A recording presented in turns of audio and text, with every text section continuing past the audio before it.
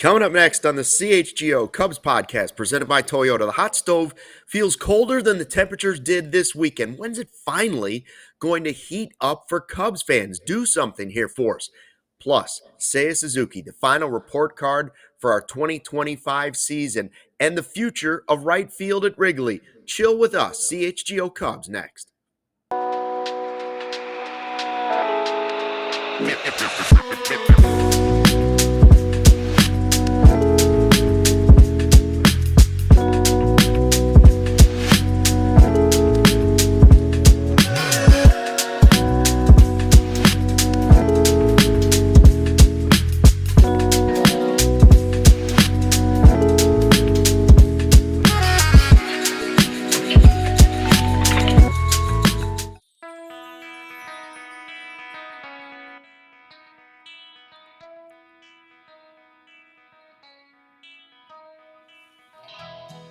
Hey, Chicago, what do you say? It's the CHGO Cubs podcast, presented by our friends at Toyota. Luke Stuckmeyer, Joey Christopoulos with you on a Monday that's at least warmer than it was on Sunday. Wow, that was cold. That was really cold. Hopefully things will heat up for Cubs baseball here in the hot stove, and we'll get something done this week. We'll talk about that. Plus, we'll be talking about Seiya Suzuki, his report card. How did you grade his regular season? How did you grade his playoffs? How did you grade him overall? And then, is he still the future in right field? What will happen in right field and what should happen in right field for the Cubs moving forward? Plus all the stuff that's happening around baseball. There have been some minor moves, some moves kind of related to the Cubs, and then some players that we've been waiting to hear about that maybe the Cubs aren't really in on anymore. But first, Joey, you braved the cold, and so did PCA at the Bears game yesterday. We lived to tell the tale. Luke, good to be with you. I don't know about PCA, but I wanted to give you my layer menu of what I had to put myself through. And if you've ever seen the show Friends before, it's like when Joey put on all of Chandler's clothes at one time. Yeah. But here's what I did, chat. Tell me how I did on this one. So I went 2 pair of socks and then 1 pair like really thick wool socks. So I went 3 pair of socks. Wow. I went long john, bottom and top. For my pants, I went long john, flannel pants, sweatpants, jeans. So I did a 4-layer. I did the lasagna bottom half. Top half, I did long john, long sleeve, North Face jacket, Walter Payton sweatshirt, and then I wore this big, huge, long coat. And then I had 2 things of hand warmers in both boots, so 4 on both feet, and then 2 on my hands. And then wore a face covering, glasses, and 2 hats. I wore 2 winter hats. Number one question is, when was the first time you had to go to the bathroom, and how did that go? Bathroom? Who's talking about bathroom? I just let it ride, huh? Just go, man. Just go. That part went okay. And I will admit that I did imbibe a little bit yesterday. It also kind of heat me up. But no, I try to keep those definitely like at a possible minimum. So I think the key to the whole thing was just extremely dehydrate yourself. Really just ride the rail of dehydration and just roll the dice. But it was incredibly cold. I'm not going to say I was warm. I'm just going to say I wasn't numb. And that was the mission yesterday, was to not be numb. And thankfully also the other part was the Chicago Bears did every Bears fan a huge favor by having a thrilling game with everything to cheer for. So I'm up and I'm high-fiving and my extremities at least are moving instead of like sitting there in my seat on a 3rd and 11. So I think that helped out too a little bit, but I survived. 3 socks, foot warmers, and boots? And boots. And did your toes finally get cold? They went from numb to just capable.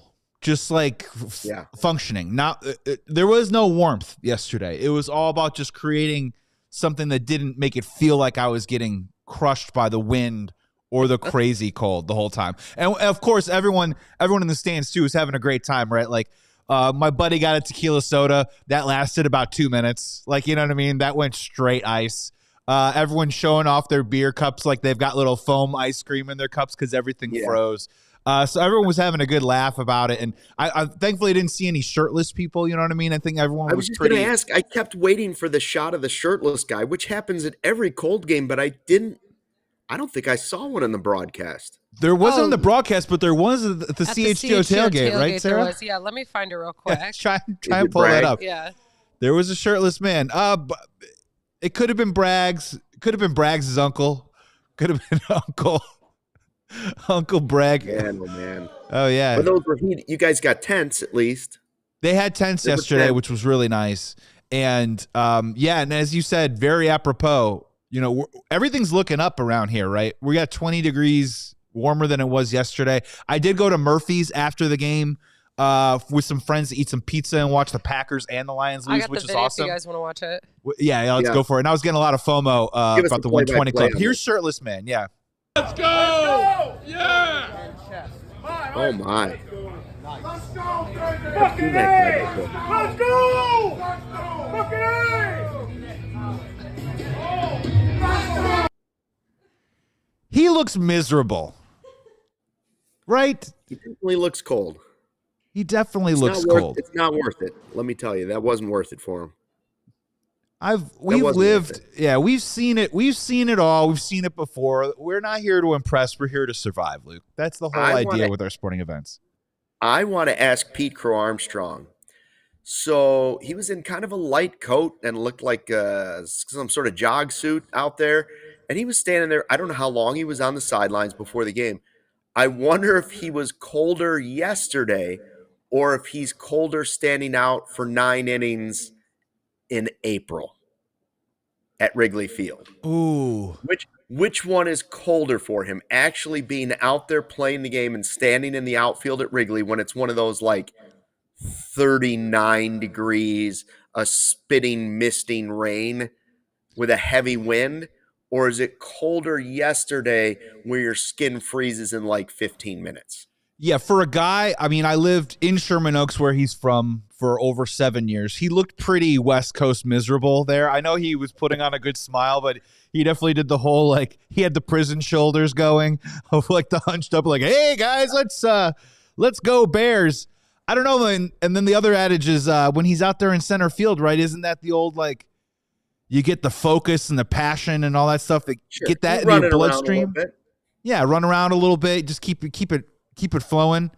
I mean, I don't know what he would prefer. I don't know if he would prefer standing out there on the sideline the whole game or 10 straight pitches that are inside on the bat and you get that ringing in your hands. What would he prefer? Which door would he open? Well, I tell you, the coldest I've been some of those games at Wrigley, sitting down in that camera well, cold. And the bullpen blows it, just kind of adds Damp to it a little bit. Damp is almost worse than it's tough to say. Anyways, I was going to say, Luke, quick shout out, just really quickly to our good friend here in the chat, Craig Brindle, who consistently, Luke, consistently in the chat, Craig Brindle always comes on and says trade Shaw for Scooble, and today now he's just saying trade Shaw for starter. And I think we're slowly, as this hot stove is cooling, Luke, eventually it's just going to be trade Shaw for anyone. Yeah. His mantra is changing. That's the way it's going. At least we don't know. I don't know how the whole thing's going to unfold. Kind of today's focus a little bit will be right field, but we're still waiting to see what Bregman's going to do. We're still waiting to see what Imai is going to do. We'll talk about King. We'll talk about those guys a little bit, but since this is the final report card, we saved Seiya for the finish. Unless we decide to do ownership, which I know Michael Collada, the Godfather, would love to get a report card to ownership. Straight A's. Maybe the grounds crew, too. I don't know. But we've done the majority of the players that need to be done. Seiya Suzuki, before I say anything about him, can we agree that it was his best season in a Cubs uniform? Because I remember a point during the season where Seiya was leading the league in RBI, right, before the All-Star break. And I remember JD and Boog kind of debating, is this his best season or just the numbers the best? And they kind of at one point landed on I think it might just be the numbers are the best. I don't know if it's really technically his best. Did you overall feel like this was his best season as a Cub? And that's the larger conversation we're going to have with Seiya today about, has he put together truly a complete season as a Chicago Cub? And if he ever did that, what does that ceiling look like? Yeah. I think we could have a fun debate about the year before he got so white hot towards the tail end of the 2024 season that when we'll pull up some stats and we'll do all that breakdown and all that stuff, that there are certain numbers, depending on what you want to depend on and what you want to look at. Let's start with the easy one, OPS. His OPS was higher in 2024 than it was in 2025 because of that white hot end to his season. But I'm with you, Luke, that I think by and large, was it a complete season from Seiya? Not even close. But it covered, in terms of the coverage of above average all-star play and the type of potential that we want to see from Seiya, I think it was, and some of the counting stats also fleshed that out as well. Yeah, you're referring, I know, mostly to the regular season because the first half was those three guys, PCA, Tucker, and Seiya, were all just spectacular, right? Boom, boom, we were screaming at the top of our lungs, how is Seiya how is he not an all-star? How do you lead the National League? Yeah. How do you lead the National League in RBIs? Yeah, and not be an all-star.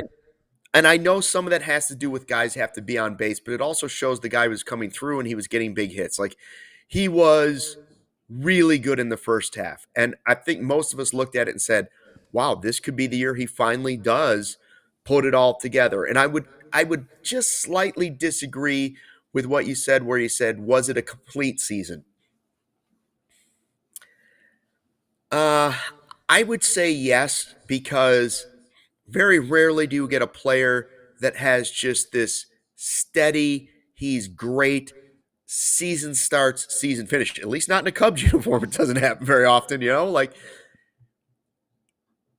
yes, the second half wasn't good, but he responded before the end of the season, the end of the regular season, right at the end. And that's where you saw signs of life. And we're like, okay.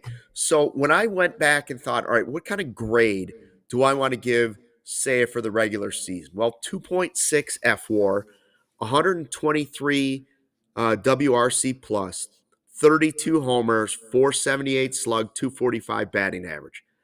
I gave him a B. Even though there was a stretch of the season that was really not good. But when you hit 30, all I asked for him once we knew Tucker was there was hit some home runs and be a run producer. The guy drove in runs and he hit 32 home runs. I don't expect him to play good right field anymore because he's not a good right fielder defensively. So did he give me everything I asked for? Yes, it was not a consistent playing, and it had some peaks.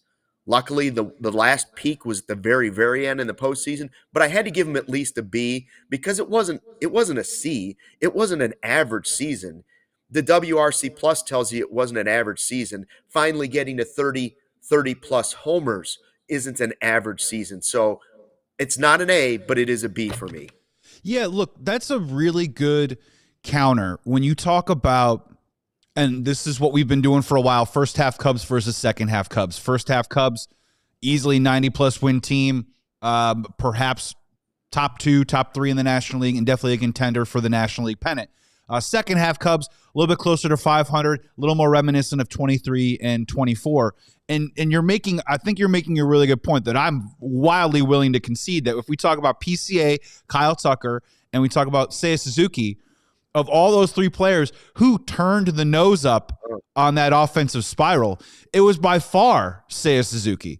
And I think that's going to reflect both in our postseason grades.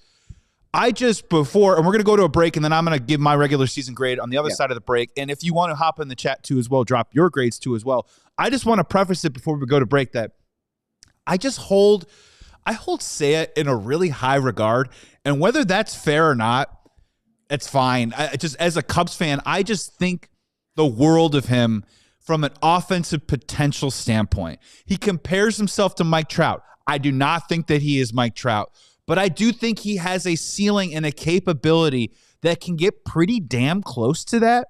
So when I reveal my grades for the regular season on the other side, it's just because I hold him in a really high regard, and I think that he could be the foundation, one of those major foundation pieces for the Cubs from an offensive standpoint. But let's take a quick break here. On the other side of break, keep talking Seiya Suzuki grades, but let's get some messages from our wonderful partners right here on the CHGO Cubs podcast.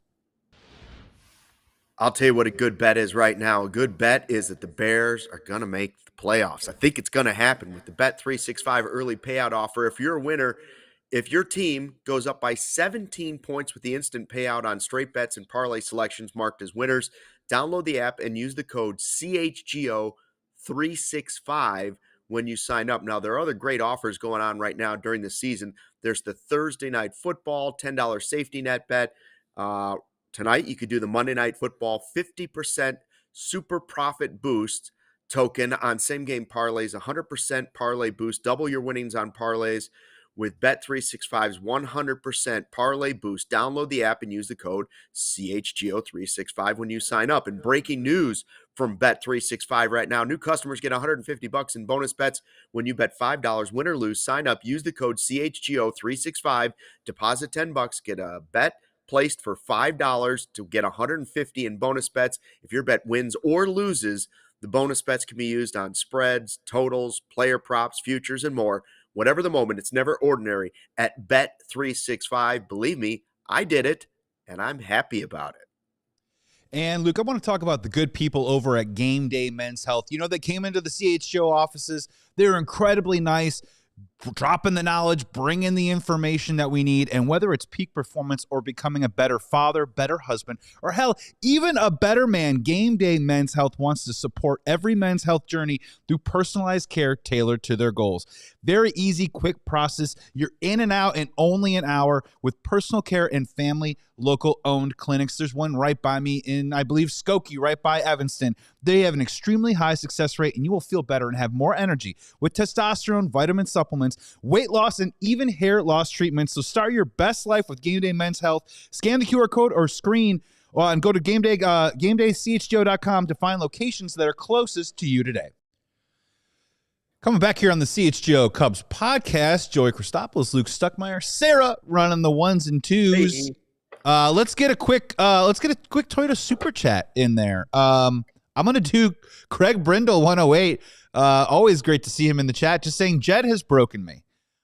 It's not even Christmas, and I know it's hard. It's hard waiting. What's the Tom Petty lyric, Luke? The waiting is the hardest part. Waiting's the hardest part.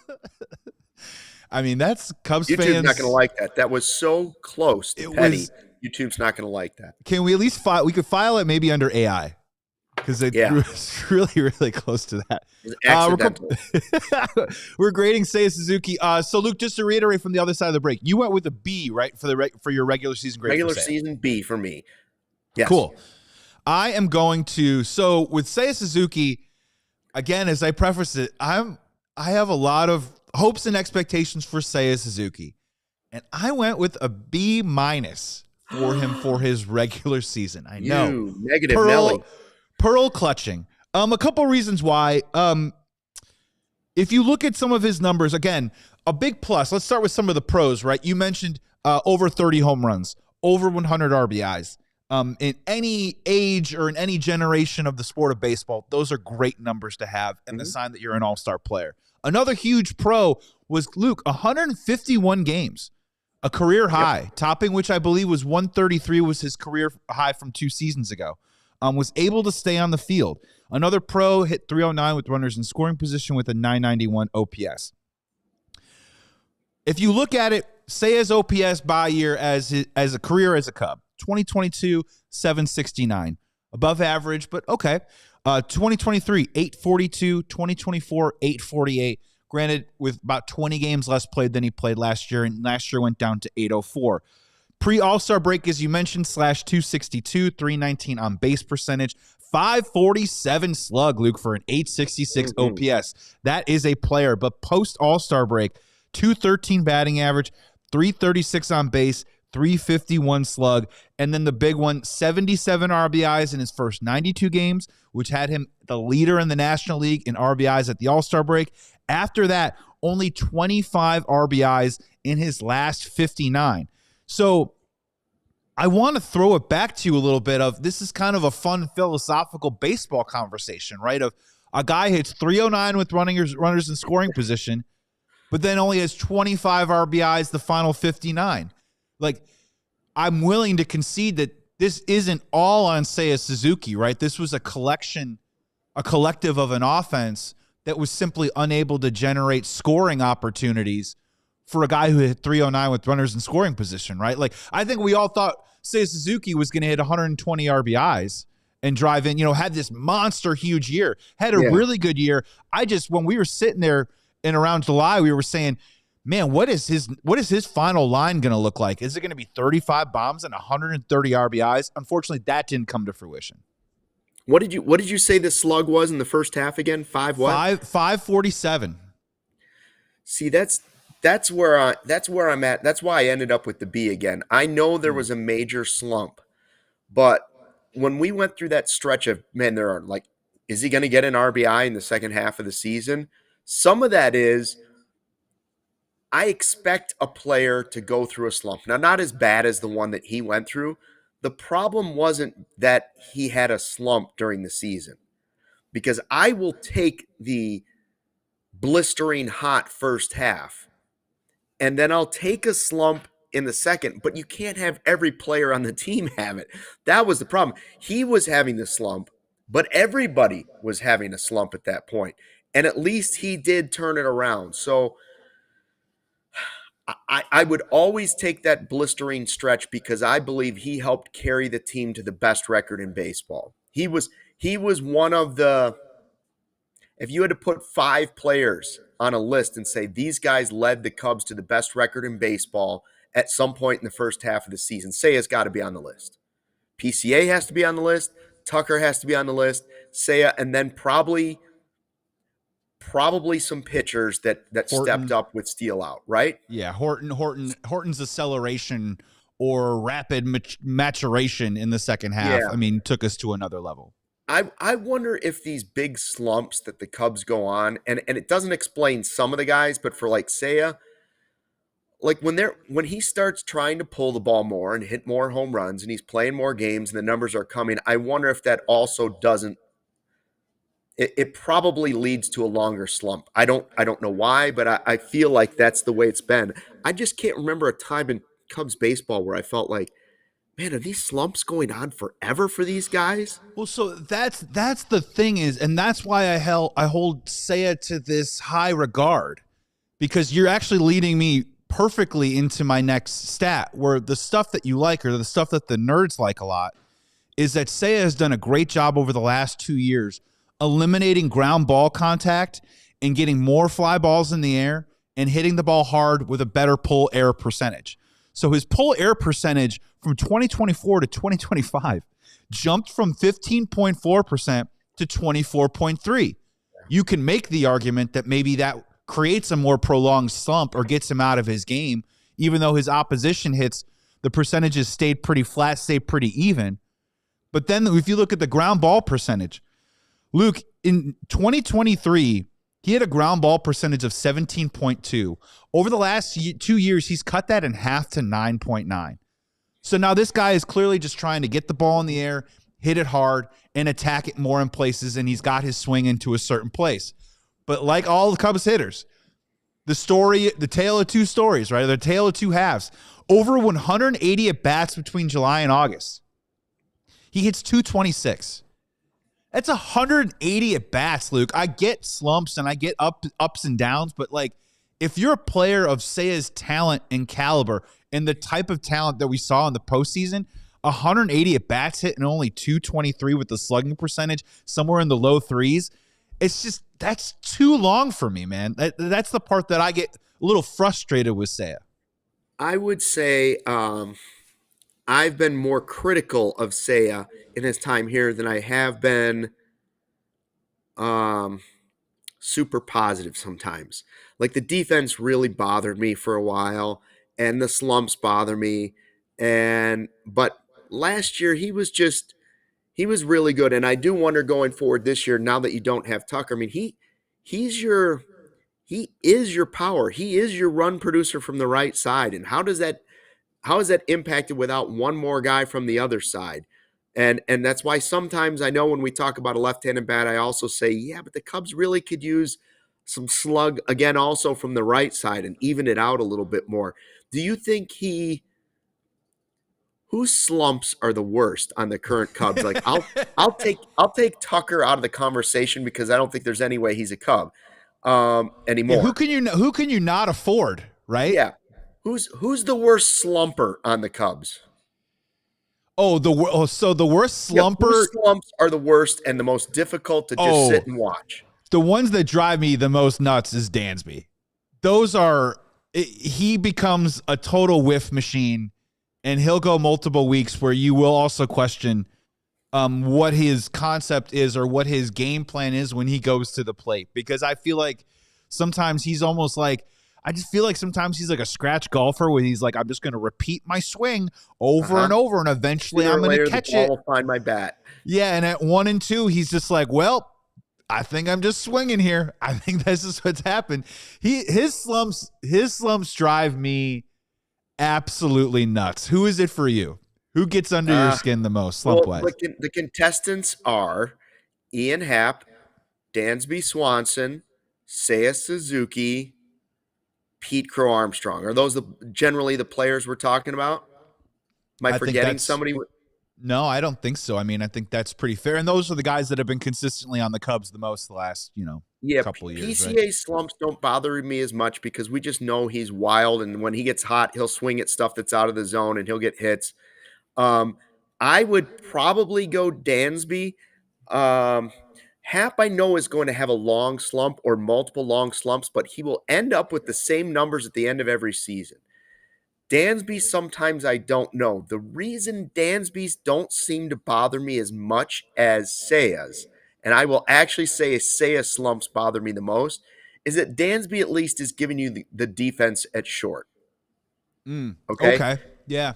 And I will also say that other than maybe PCA when he's in the low of the low, even though Seiya is this great hitter and he might be arguably the best hitter on the Cubs, when he misses sometimes and when he's slumping, some of his swings on strikeouts are like if I was up there with my eyes closed.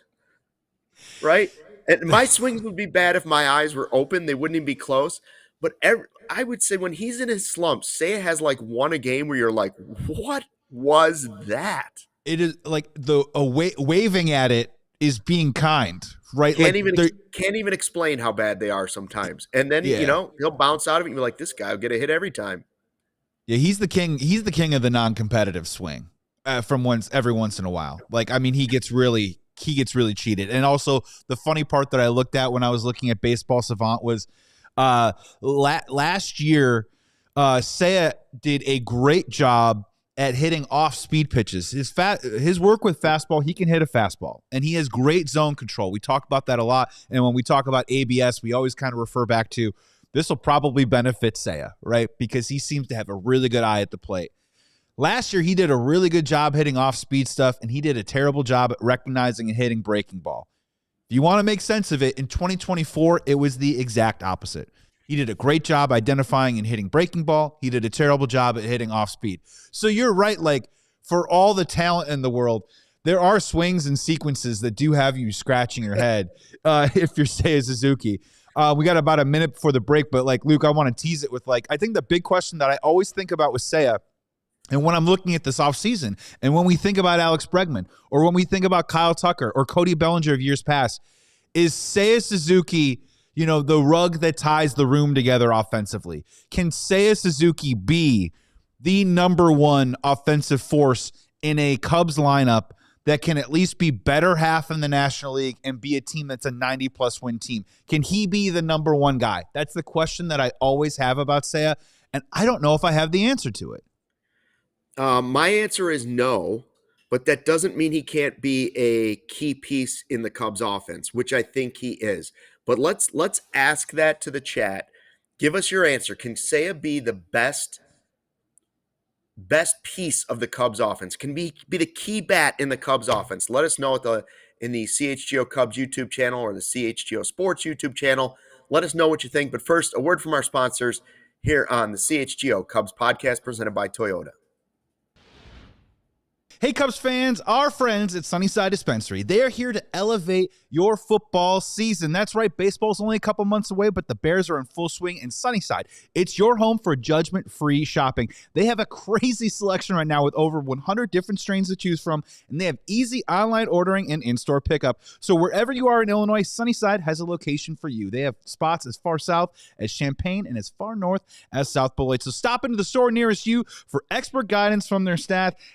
Head to their website right now for Bright Buys every day, including 50% off your first 3 online purchases. Only if you enter the promo code HICHGO at checkout to qualify. And for returning customers, use code CHGO50. But remember, exclusions apply. Sunnyside Dispensary, Bright Buys every day, only for 21 plus or Illinois medical card holders. It's Sunnyside, CHGO's favorite place to check out. Toyota-thon is on, so get your Toyota while the getting's good. Score value on the versatile RAV4, which is America's #1 selling vehicle. Ride with Tacoma, that's their rugged weekend warrior, or hit the road with Camrys available. All-wheel drive, red-hot savings are ready for you right now at Toyota-thon. Visit your Toyota dealer today. Toyota, let's go places. What a time it is right now for you to be a CHGO diehard. Are you kidding me? The Bears have 10 wins? Yeah. The Cubs won a playoff series?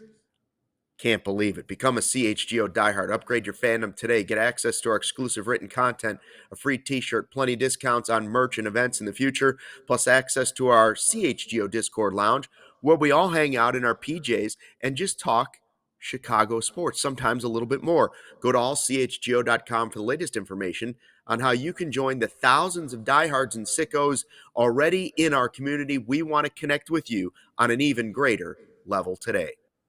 Back here on the CHGO Cubs podcast presented by Toyota. Joey Christopoulos, Luke Stuckmeyer, Sarah on the ones and twos. Got some great comments here in the chat, Luke. But first, to those comments and to those people there, Christmas is right around the corner, Luke. And as of right now, we have a certain, new hat drop, a little sick drip for the Christmas season. Pew, pew, pew. Drip drop, ALLCITY headwear, all these new styles. You got the classic CHGO with the beautiful white and the black brim, and then check out those ones in the middle, the CHGO Bulls, and then the CHGO Blackhawks. Look, Bedard's down, but not for long. He'll be back in the new year. That team is young. That team is hungry. So what better way than right now getting in on those hats for the Christmas season for yourself or for a loved one? It fits in a stocking. It'll work. It'll happen. But yeah, check out all those wonderful hats at all CHGO or allcity.com and pick one up. I love hats. You love a good hat? Me too. By the way, those hats are great, but they aren't the only hats we have. No, either. We also have some great Bears ones that are doing really well right now. Obviously, the Brandon Bill hat, good stuff. Yeah, good stuff. Absolutely. I wanted to throw out some quick Toyota super chats here. I really liked a lot. So Godfather CHGO jumping in the chat saying Seiya needs a day off. I think he's saying Seiya needs a day off once a week. Seems to run out of gas. I think that's actually a compelling argument there because I'm kind of on his side a little bit of him DHing a lot last year. I think preserved his body and maybe helped him provide that offensive production that he had last year. And then, Sarah, can you just scroll up just a little bit more, just really quick? There was another one I helped him stay fresh, that he didn't have to take the wrong route to the ball in the outfield that many times. Yeah, well, Michael Thiel, 3161 also says, Seiya seems to guess when he's in a slump instead of hunting for his pitch when he's in favorable counts and reacting in unfavorable counts. And I think that's a good observation, too, as well. He can be a little vexing sometimes because I just think he's so talented. I think when I'm criticizing him, it's because I hold his potential in such a high regard. And I really do think that he can be a very special player. He already is a special player, fringe, borderline all-star. But I can see more. I don't know what it is, but that's just how I feel about it. So you asked the question before the break. You asked me, can he be the big bat in the line? Can he be the guy that carries the Cubs offense? Well, I would argue no. Like, right? I'm on that no. That's why I keep saying they need another bat to be added. Even if PCA were to put it all together in one full season, even if you get somebody else doing that, even if Michael Busch turns into a true superstar this coming season, I think Seiya is a really, really good hitter. I don't think he is in the same class of the guys that literally carry an offense. He's not in the Judge category. He's not in the Ohtani category. He might do it for a short period of time, but I don't think you're going to say he's the guy that did it for longer than that. He did it in the postseason. He and Michael Busch were the answer. Like, that's why I gave him an A for his playoff grade, because 3 home runs and 5 RBI in 8 games, he was feared. He was feared, and he was productive for the Cubs offense. So he can be that guy, but I don't think you want him being that guy as the headliner overall. Yeah, if you want to do the cliche of, I think he's an awesome Robin to some kind of Batman on a really, really good team. And if you look at it, I pulled up just through WRC Plus last year, say it was at 123. In the National League, he finished 3rd among designated hitters. I mean, ho-hum, it's hard to finish above that when Shohei Ohtani has a 172 and a Kyle Schwarber has a 152. He finished at 123, and then 4th was Christian Yelich at 121. Among right fielders, I just threw him into the right field mix just to see where he would stack up, because he's probably going to have to play right field next year. 5th in the National League behind Juan Soto, Corbin Carroll, Kyle Tucker, Fernando Tatis, and then Seiya Suzuki. Sal Frelick right under that. In baseball, among DHs, he was the 10th best DH per WRC+. He's a little bit better, and maybe there's a little bit more value as a right fielder, where he was 8th in right field among Major League Baseball and WRC+, right behind, ho-hum, old friend, Cody Bellinger. So this isn't saying that he's not nobody. He's definitely a somebody. Is he in that upper echelon elite talent of offensive players? He probably isn't. And when we talk about trying to dissect these slumps that he goes through at the time, and he isn't slump proof, it wouldn't hurt right to have somebody protecting him or insulate him. And and I think he was in the best position he had ever been in a Cubs uniform last year, Luke, when you've talked about it a ton, of he just got to sit back and eat. There was guys on base in front of him all the time.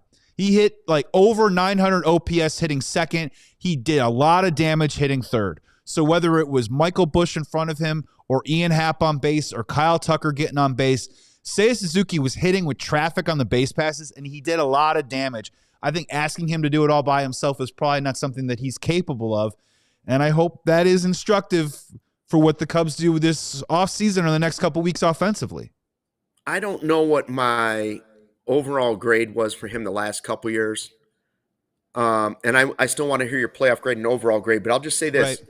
He's an A- for me this year because he came through in the playoffs, which is what we've been asking for. And he had an elite stretch of a half of a regular season, and he finished strong at the end of the regular season. He was able to right the ship, as you mentioned.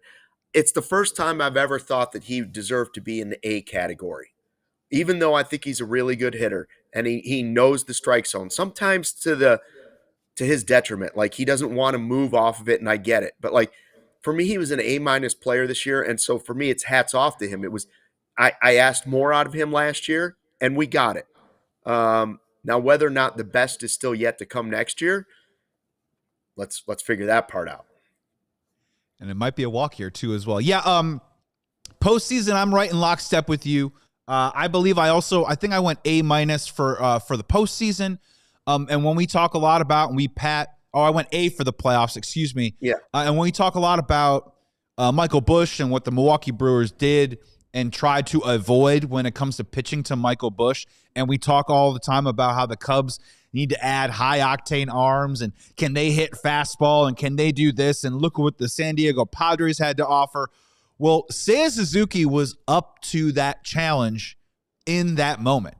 And you mentioned it already. You bookmarked 3 home runs, 3 doubles, 8 postseason games. I don't care about the batting average in 8 games. I look at the slugging percentage, and it was .613. Yep. The dude was hitting missiles all over the field throughout this postseason series.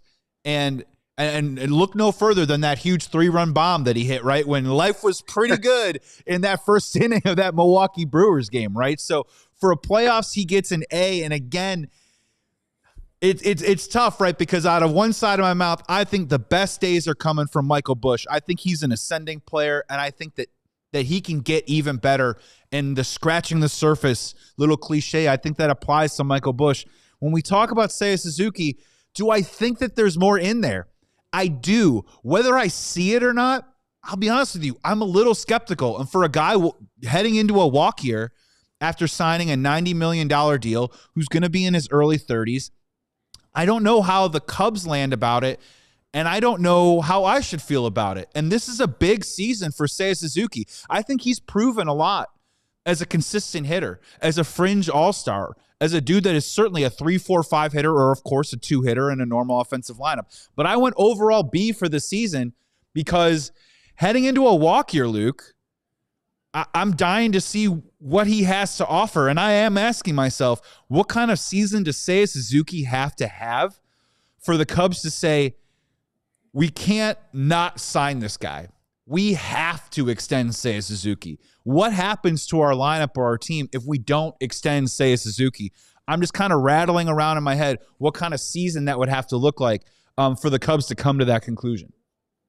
Two things will have to happen that we'll have to watch this season, assuming he's still on the team, because we have no idea how the rest of this offseason is going to unfold. And I know he has a no-trade clause, but you never know, because his trade value is higher right now than it has ever been, because the highest. He has an expiring deal and he had a really good season.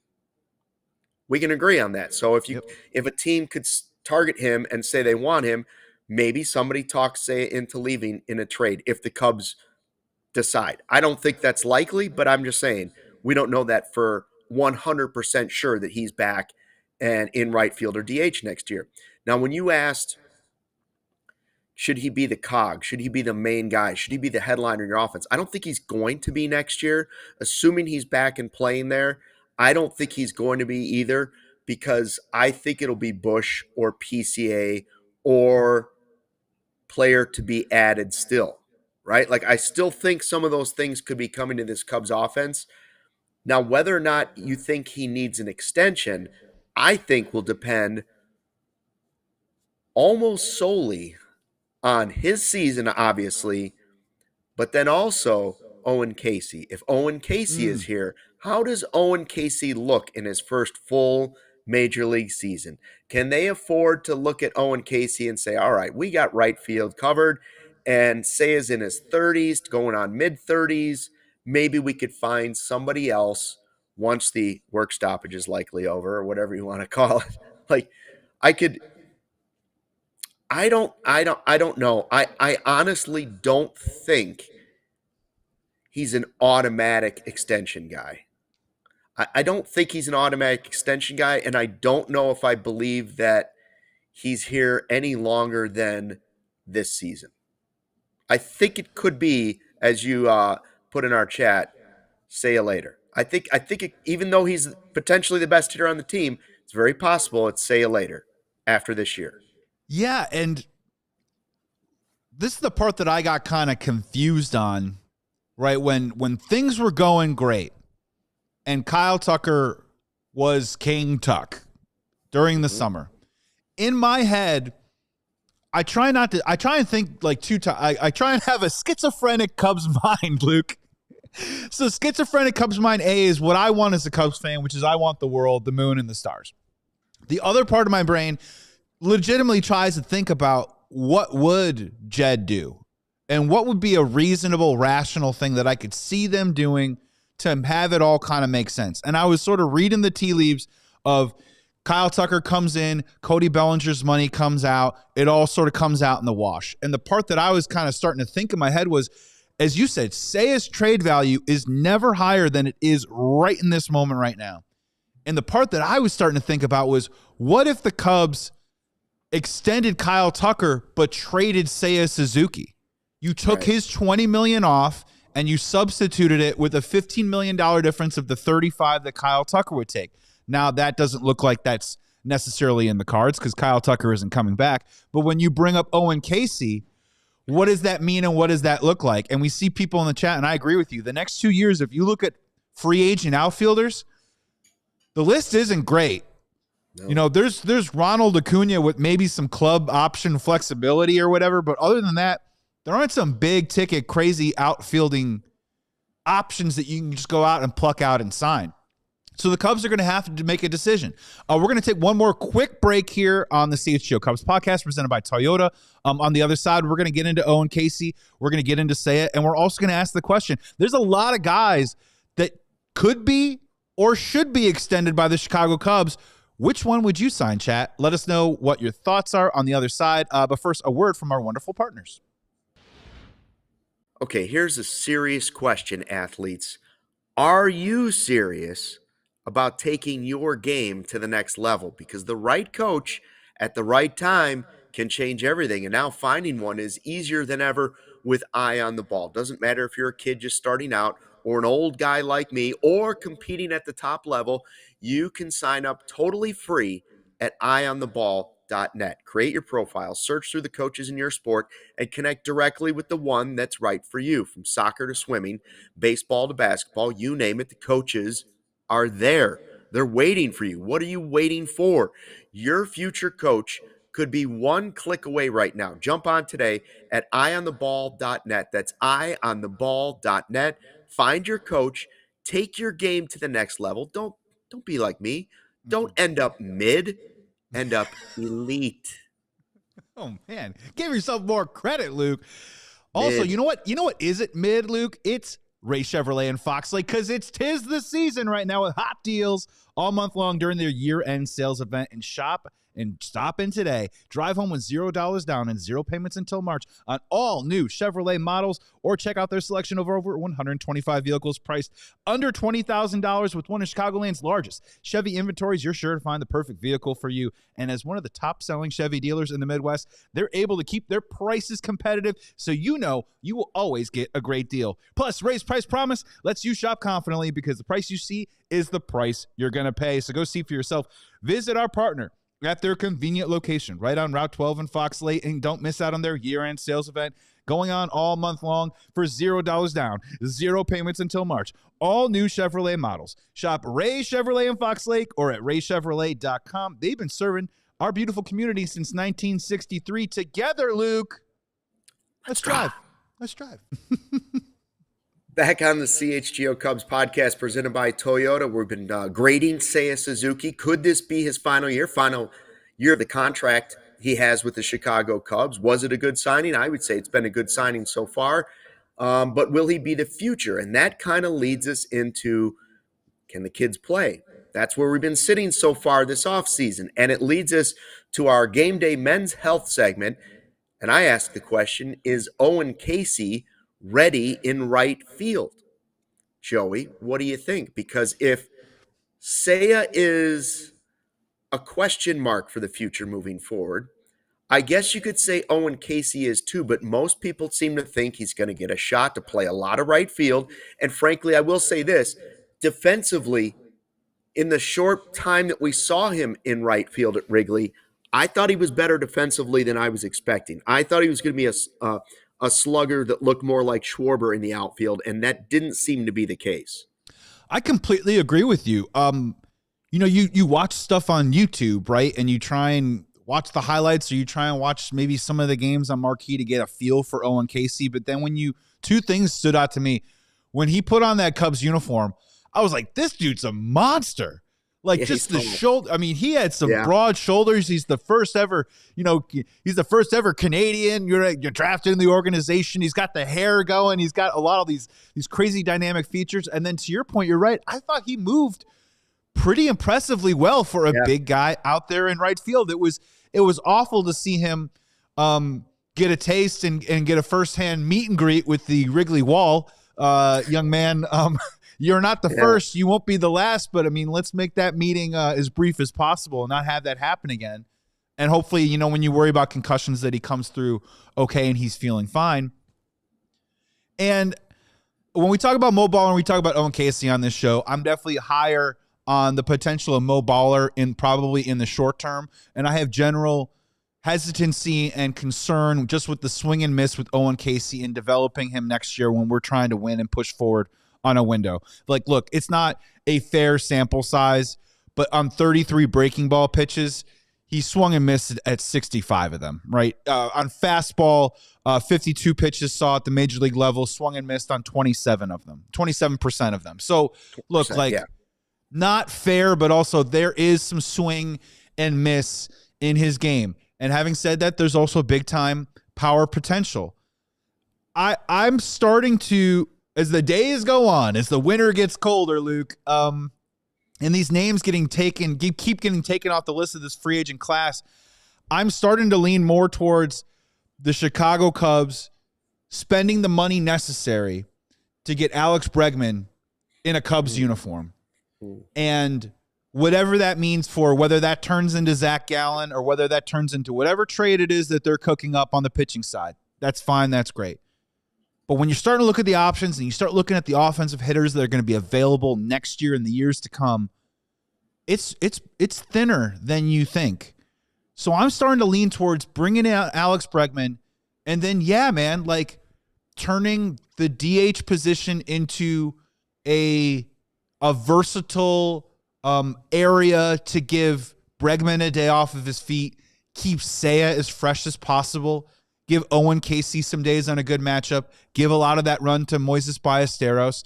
And I feel fairly confident that when Owen Caissie's out there in right field, we're going to get a pretty decent effort, a decent day's work out there defensively from that position. I'm starting to lean towards that a little bit. Now, if we don't sign Bregman, and then, it's a ton of Matt Shaw at third, and then it's Owen Caissie and Moises Ballesteros, let's roll. I'm frankly going to get concerned because we've just spent the last 50 minutes talking about how Seiya can't be the only guy to carry you in this offense. And if it's Michael Busch and Seiya Suzuki 1 and 2 in your lineup, what happens after that beyond PCA, right? So my opinion is going to hinge a little bit on Bregman and how I feel about Caissie staying in a Cubs uniform. And we'll see what happens with the trades. And maybe he is a part of the trade that's going to bring in some pitching. But I like Owen Caissie as a player. But again, I reiterate, it's just a timing thing with me, man. It's just a timing thing. And it stinks for Owen Caissie. But the Cubs have a window right now. And I don't know if his maturation is going to fit with the timing of that window. Yeah, I asked, is he ready in right field? My answer is actually irrelevant in this. The real answer is we need the Cubs to have that answer, know that answer, and if the answer is yes, then he's the guy that had the most power of any player in their organization. It wasn't Canario. It wasn't any. Everybody said Owen Caissie left side. That's your best power hitter in the organization down in the minor leagues. So if the Cubs know that he's that guy, they need to know. And if the Cubs don't know, then we need the Cubs to be the only people that don't know.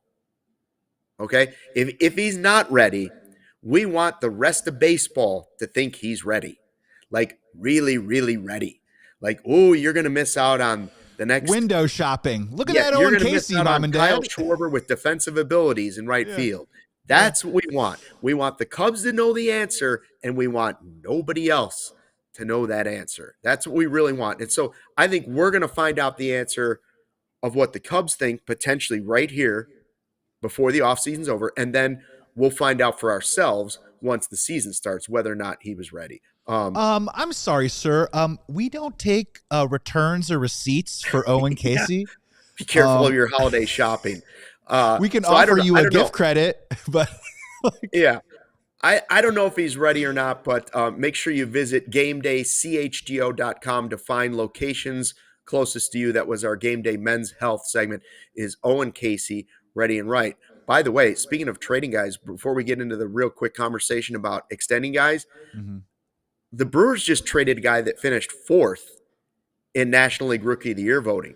So for the people that say you can't trade Owen Caissie or you can't trade Mo Baller or you can't trade so-and-so, just remember that a guy that finished just 2 spots behind Cade Horton just quietly was traded by the Brewers. Yeah, and maybe knocking down some of the arguments I've made on the show. What did they trade it for? More pitching. Yeah. Because it's expensive. Yeah, it's expensive. It's at a premium, and the Brewers seem to be pretty damn good at targeting it, bringing it in, and seasoning it, marinating it, and bringing it to fruition. It also goes to the people that say you can't trade Matt Shaw too. 100%. If you believe in what you're doing, and you believe that your system, your philosophy, your structure, that it works, you can trade people because you know that you'll be able to develop them again. Like, I have optimism about Matt Shaw, but I'm sorry, Cubs fans, like, he's not a unicorn. Right? We've seen a lot of plucky glove first third baseman that play the game hard and maybe, hit the ball on a line. We've seen that before in the game of baseball, right? Like, this isn't something where we can't get rid of them because we'll have nothing else. Like, that's what your farm system is for. That's what your development program is all about, that we can make these gambles. We can trade an Isaac Collins because we believe that we can find another Isaac Collins in the system somewhere along the way because our system works. And that's the thing with the Cubs that we always get confused about. So forgive us if we're always like, the Cubs need to spend money, because the Cubs need to spend money because I don't think they have faith that their system works like that. Don't let all your young prospects and young players fizzle out before you trade them or release them. Yeah. 100%. That's what we don't want. So who should and could be extended by the Cubs? You're talking about Seiya. Like, is that a guy that they should extend this season if they have the opportunity to do it? So that's what's interesting, and this is going to be a theme I think we're going to be hammering on CHGO Cubs for a while, is if you look at a lot of walk-year guys, you talk about Ian Happ, you talk about Nico Horner, Seiya Suzuki, Matthew Boyd, Jameson Taillon, Shota Imanaga, all playing on contracts that will expire after next season. Who do I think should get one? I think Seiya should probably be right at the top of the list of that. I think what Matthew Boyd has brought to the table so far, and his market price or whatever percentage you want to maybe uptick on the $15 million he's going to make this year, maybe he'd be willing to sign a $17 or $18 million deal to stay in Chicago because he likes it here and he's found success here. He might be number two. Who could possibly get it? I mean, that's a question I'd love to hear your thoughts on, Luke, because one of these guys, this is tale as old as time. Walk-year guys somehow, some way, find a way to have that monster season at the exact right time for the player and sometimes the exact wrong time for the organization. Yeah. And if I had to pick one of those guys out of that list, I'm going to go out on a limb and say, I think Ian Happ might have a huge year next year. Like a huge year, and all of a sudden, what do we do with Ian Happ? He hit 30 home runs for the first time ever. What does this mean? What does this look like? And would the Cubs be amenable to that?